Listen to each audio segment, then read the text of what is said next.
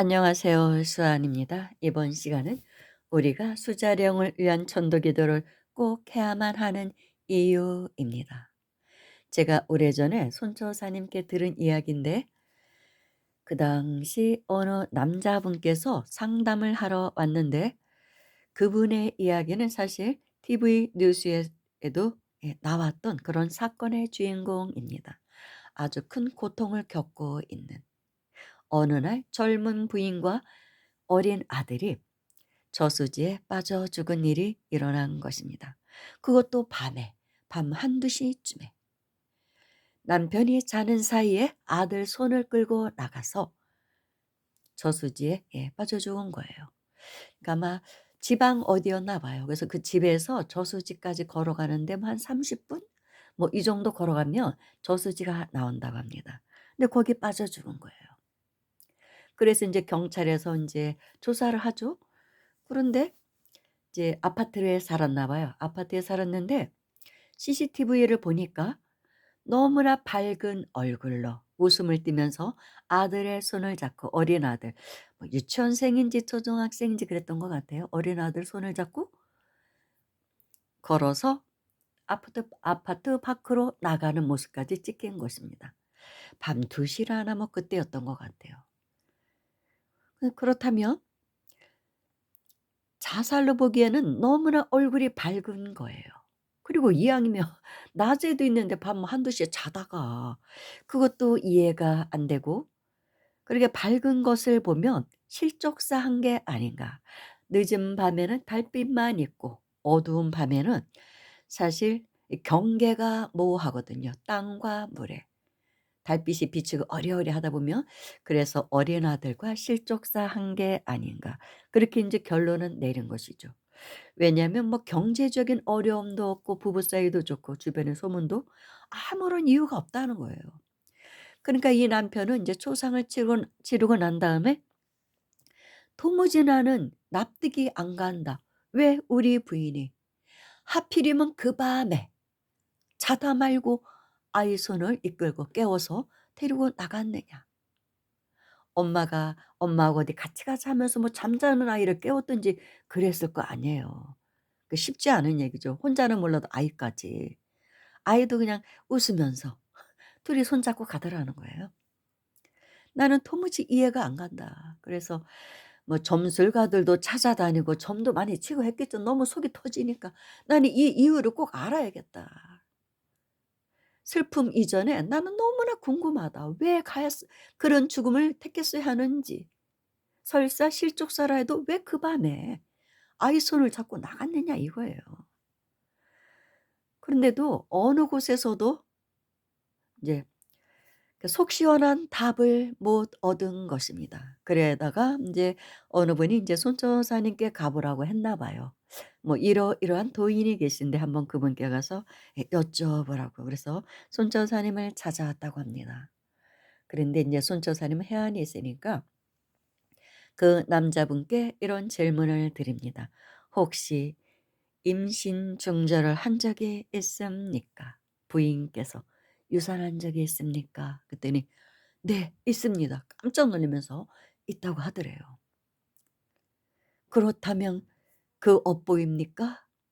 예. 제가 볼 때는 그렇습니다. 유산한 아이가 복수한 것 같습니다. 태어난 아이는 너무나 엄마 아빠가 이뻐하니까 같이 물로 끌어들인 것 같습니다. 그렇다면 왜 그 밤에요? 자다가?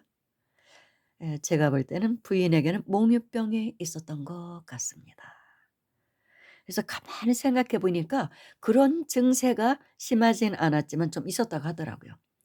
혼자 이렇게 밤에 뭐 자다가 일어나서 이렇게 돌아다니는 그런 게 좀 있었다고 하더라고요, 부인이. 그래서 몽유병 증세가 있었던 것도 그 아이의 작용으로 인한 것 같다. 그래서 몽유병 환자였기 때문에 그냥 자다가 일어나서 갑자기 막 산책하고 놀러 가고 싶었던 거예요. 그래서 아이한테 "가자 엄마하고 엄마가 좋은 데 데리고 갈게. 맛있는 거 사 줄게." 하면서 깨운 거죠. 아이는 그 자다가 엄마가 뭐 "어디 좋은 데 가자. 맛있는 거 사 준다." 하니까 뭐 생각도 없이 따라간 거예요, 손에. 그런데 인제 그런 불행한 일을 겪게 된 것이죠. 그래서 그 남자분이 저는 대수롭지 않게 생각했는데 아이를 유산시킨 그 업보가 그렇게도 큰 것입니까? 예, 하면서 울었다고 합니다. 대부분은 이런 상황에 사실 참회도 하지 않고 지나가는 경우가 다반사거든요. 그런데 그것이 어떤 불행으로 나에게 올지를 모르는 것입니다. 그리고 한 번은 어느 여학생이 이제 학교에서 뛰어내린 거예요. 그런 사건 많았잖아요. 근데 엄마가 일기장을 보니까 "어린아이가 자꾸 나를 부른다. 그런 소리가 들린다." 이런 내용이 적혀 있었던 거예요. 그게 바로 그 엄마에게 물으니까 그 엄마도 그렇게 유산했던 적이 있더랍니다. 그 원혼이 태어난 아이에게 자꾸 예 환청이 들리게 한 것이죠. 나오라고, 나오라고. 그래서 예 뭣도 모르고 걸어가다가 그냥 옥상에서 뛰어내리게 된 것입니다. 뛰어내린 게 아니라 사실은 헛디딘 거죠 발을. 죽게 맺는 거예요. 그것도 예 유산에 의한 그 어린아이의 복수라고 볼 수 있다는 말씀을 하셨습니다. 참 무서운 이야기죠. 그리고 한 번은 인제 제가 아는 보살이 같은 절에 다니는 보살이 인제 손처사님께 상담을 신청한 적이 있었습니다. 저도 인제 같은 자리에 앉아 있었어요. 몇 명이 앉아서 인제 그 보살이 상담을 하는데 여기저기 가서 인제 좀 자식들이 있으면 딸만 둘 인데 뭘 보잖아요. 봤는데 둘째 딸 아이가 뭐 26 살이 되면 스스로 목숨을 끊을 거라고 나오더랍니다. 그 너무 놀라 가지고 다른 데 가서 물어도 또 그렇게 나오고 몇 군데를 철학관 찾아다니고 뭐 점술집 가고 다 해도 다 그렇게 점괘가 그렇게 나온 거예요, 점괘가. 둘째 딸이 반드시 26살 때 예 스스로 목숨을 끊을 거라고. 그렇게 나오더라는 거예요. 그러니까 그게 너무나 고통스러웠던 거예요. 엄마로서는 그렇잖아요. 그런 얘기를 들으면. 그래서 인제 손처사님께 "우리 아이가 정말 그렇습니까?" 그랬더니 손처사님이 예 생각에 잠기시더니 "내가 봐도 그렇게 될 것 같습니다." 그렇게 말씀하신 거예요. "왜 그렇습니까?" 보살님 "유산 많이 했죠." "예. 딸 낳 아들 낳으려고요. 딸만 둘을 낳아서요." 그런데 사실은 그 유산한 아이가 다시 딸로 온 것 같습니다. 둘째 딸이 이미 유산한 아이가 딸로 환생했다는 거예요. 그다음에는 태어난 거죠, 유산을 안 시키고. 아들인가 하고 낳았는데 딸이었던 거죠. 그러면은 전생에는 이미 그 엄마에 의해서 죽임을 당한 거잖아요. 그러니까 복수를 하러 왔다는 거예요. 그래서 이 딸로 태어나서 자라고 있는데 26 살에 스스로 목숨을 끊음으로써 예 바로 전생이죠. 그 딸에게는 죽임을 당한 복수를 하려고 하는 것으로 제가 볼 때는 그렇습니다. 그러면 어떻게 하나요? 천도기도 해야죠. 수자령을 해서 그 아이를 위해서 참회 기도를 많이 하십시오. 그러면은 그 아이의 그 흐르는 기운에는 26 살에 반드시 예 그렇게 일을 저지르게 돼 있다는 거예요. 입력이 돼 있다는 거죠. 그렇게 예 설계를 하고 왔기 때문에. 설계를 하고 왔기 때문에 반드시 26 살이 되면 무슨 일이 일어날 것입니다. 그렇지만 근데 그 인제 스스로 목숨을 끊는 것이 엄마에 대한 그런 게 아니더라도 예 손처사님 생각에는 실연을 당해서 끊을 수도 있습니다. 남자친구에게 이제 실연을 당해서 예 스스로 목숨을 끊지만 그것은 즉 엄마에게 엄청난 고통을 주는 거잖아요. 그러니까 그런 어떤 경계는 분명히 올 것 같다. 실연을 당해서든 아니면 뭐 직장 생활을 하다 어떤 누명을 쓰는 경우도 있잖아요 왜. 공금 횡령을 했다고 누명을 쓰는 경우도 있고 뭐 여러 가지 아무튼 그런 누명을 쓸 수 있잖아요. 그런 것에 의해서도 스스로 목숨을 끊을 수 있습니다. 부모로서는 뭐 굉장히 이렇게 자식을 정성스럽게 잘 키우는 예 보살이었어요. 뭐 집안에 큰 문제도 없고. 예 그러니까 본인의 어떤 그런 문제로 인해서 아니면 뭐 우울증에 이 세상에 살기 싫고 아무튼 뭔가가 와서 스스로 목숨을 끊을 수가 있습니다. 그런데 부모가 미리 천도 기도를 하면 그 나이에 반드시 근데 경계는 온다는 거예요. 어떤 사건이 터지긴 터지는데 그것을 넘어갈 것입니다. 그러니까 스스로 목숨을 끊으려는 그런 시도를 했는데 실패로 끝나든지 그때 한순간 마음을 딱 바꾸는 것이죠. '그래 내가 왜 스스로 목숨을 끌어? 이 아까운 인생을 사람 몸 받기도 힘들다는데.' 그렇게 마음을 탁 돌릴 수가 있다는 거예요 한순간에. 그게 굉장히 중요한 거거든요. 사실 스스로 목숨 끊는 사람들이 한순간이에요 한순간. 오랫동안 뭐 우울증에 시달렸다고 해도 고 순간만 넘어가면 되거든요. 그게 다가 아니거든요 인생이라는 게. 누구나 살다 보면 어떤 시련은 오지만 그게 다는 아니거든요. 세월이 지나서 보면 '아 별것도 아니었는데 괜히 내가 죽을 뻔했어.'라고 생각할 수도 있는 것이거든요. 그래서 열심히 그 자식을 위해서 기도를 하시고 천도 기도도 많이 하시고 그러라 그래서 정말로 그 보살은 치열하게 기도했습니다. 천도 기도도 많이 하고 좋은 일도 많이 했어요. 보시도 많이 하고 엄청나게 자식 때문에 그 애간장이 다 달아 가지고. 그런데 그 뭐 이렇게 친한 보살이 아니어서 자세한 뭐 그 후에 어떤 일이 있었는지는 모르겠어요. 근데 나중에 훗날 듣기로는 뭐 결혼해서 아기 낳고 잘 산다고 하더라고요 그 딸이. 그러니까 그 경계를 넘었던 것 같아요.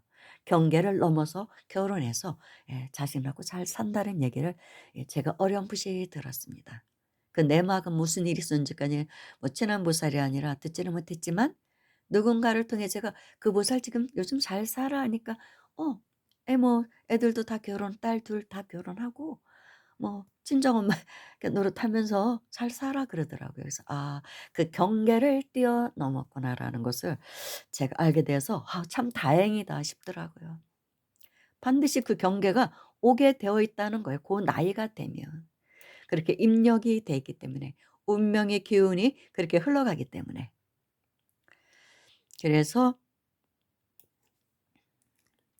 그래서 이런 경우 인제 천도기도를 하면 그 태아가 정말 부모에 대한 원한을 풀었는지를 어떻게 하면 알 수 있습니까? 그것은 부모의 뉘우침이 지극하다면 태아의 영혼에게 감동을 주게 된다는 것이죠. 즉 지성이면 감천이라는 것입니다.